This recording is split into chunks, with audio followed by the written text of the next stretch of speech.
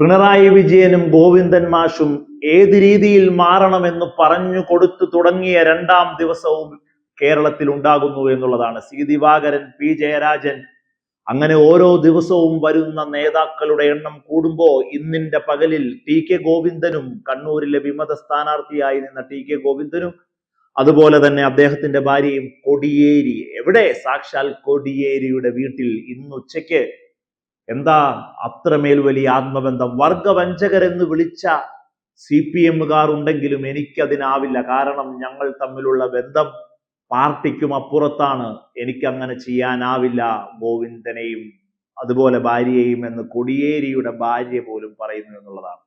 കഴിഞ്ഞ ദിവസം ബിനീഷ് കോടിയേരിയും ഒരു പോസ്റ്റ് ഇട്ടു, പിന്നീട് അത് പിൻവലിച്ചെങ്കിൽ കൂടി ശരിക്കും CPM-ൽ ഉണ്ടാകുന്ന ശബ്ദങ്ങൾ ഏറ്റവും നല്ല രീതിയിലേക്ക് കടന്നു പോകുന്നു എന്നുള്ളതാണ്.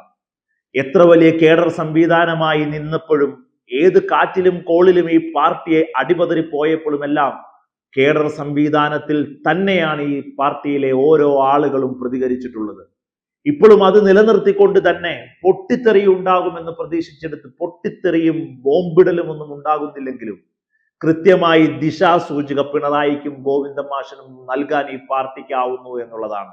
എവിടെയാണ് പിണറായിക്ക് പിഴച്ചത്, എവിടെയാണ് ഗോവിന്ദൻ മാഷിന് സാധാരണ ജനങ്ങളോടുള്ള കമ്മ്യൂണിക്കേഷൻ ഗ്യാപ്പ് ഉണ്ടായത് എന്ന് ഒരുപക്ഷെ ഗോവിന്ദൻ മാഷ് എന്ന പാർട്ടി സെക്രട്ടറിയെ ആ സ്ഥാനത്ത് നിന്ന് പാർട്ടി സമ്മേളനത്തിന് മുമ്പ്, കാലാവധി തീരും മുമ്പ് ഇറങ്ങിപ്പോലും പോരേണ്ടി വരുന്ന രീതിയിലേക്ക് ആ ചർച്ചകൾ ഇടം പിടിക്കുന്നതും ഇടതുപക്ഷത്തിന്റെ ശാക്തീകരണത്തിലേക്ക് പോകുന്നു എന്നുള്ളത് ഒരു കാര്യം കൊണ്ട് മാത്രമാണ്.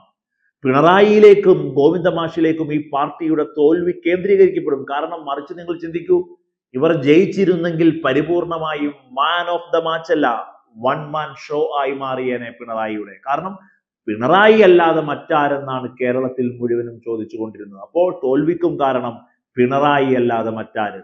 ഒരൊറ്റ ബ്രാൻഡിൽ ചുറ്റിത്തിരിഞ്ഞു ഇടത് രാഷ്ട്രീയം കഴിഞ്ഞ ഒരു പതിറ്റാണ്ട്.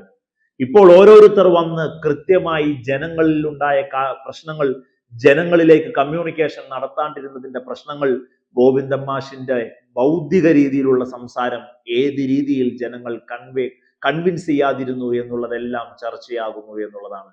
പി ജയരാജനെ പോലെയുള്ള, എം സ്വരാജിനെ പോലെയുള്ള, പി ജയരാജനെ പോലെയുള്ള നേതാക്കൾ, തോമസ് ഐസക്കിനെ പോലെയുള്ള ആളുകൾ ഒക്കെ തിരിച്ചു വരികയും ശക്തമായ രീതിയിൽ ഈ പാർട്ടി ഒരൊറ്റ ദിശാബോധത്തോടെ ഇടത് രാഷ്ട്രീയം ഈ നാട്ടിൽ പറഞ്ഞ് മുന്നോട്ട് പോകും എന്നുള്ളതും കൃത്യമായി സംഭവിക്കാൻ പോകുന്നു എന്നുള്ളതാണ്.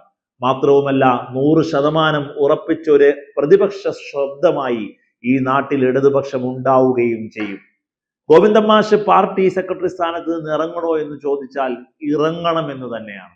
കാരണം ഇനി അദ്ദേഹത്തിന് അവിടെ നിൽക്കാൻ യോഗ്യതയില്ല. കാരണം അദ്ദേഹം കോടിയേരി എന്ന് പറയുന്ന ബ്രാൻഡിന് ശേഷം ആ കസേര ഏറ്റെടുത്തയാളാണ്. കോടിയേരി ഈ പാർട്ടിയെ ഏത് കാറ്റിലും കോളിലും ചേർത്തു നിർത്തിയയാളാണ്. കോടിയേരി പാർട്ടിക്ക് ജനങ്ങൾക്കുമിടയിൽ ഒരു ഗേറ്റ് ആയിരുന്നില്ല. പാർട്ടിക്കും ജനങ്ങൾക്കുമിടയിൽ സുതാര്യമായ പാതയൊരുക്കിയ ഒരു പ്രസ്ഥാനമായിരുന്നു കോടിയേരി എന്നുള്ളതാണ്. കൃത്യമായി ആ ഒരു കണക്ഷൻ അദ്ദേഹത്തിന് സാധിച്ചിരുന്നു. അത് മുഴുവനും ചെയ്യാനെന്നല്ല, അതിലൊന്നു പോലും ചെയ്യാൻ കഴിയാത്ത ആളാണ് ഗോവിന്ദൻ മാഷ്. ഈ പാർട്ടിയുടെ ജനവികാരമാണ് ഗോവിന്ദൻ മാഷ് മാറണമെന്നുള്ളത്. പിണറായി പാർട്ടിക്ക് വിധേയമായി നിൽക്കണമെന്നുള്ളത്. പാർട്ടി പിണറായി പറയുന്നത് പോലെ കേൾക്കുമെന്നല്ല, പിണറായി പാർട്ടി പറയും പോലെ കേൾക്കണമെന്നുള്ള ധ്രുവീകരണത്തിലേക്ക് കൂടി മാറി സഞ്ചരിക്കേണ്ടതുണ്ട്. ഒരു മാസം പോലും വേണ്ട, പാർട്ടി അടിമുടി മാറി ഇവിടെ ശക്തിയായി മുമ്പോട്ട് പോകും.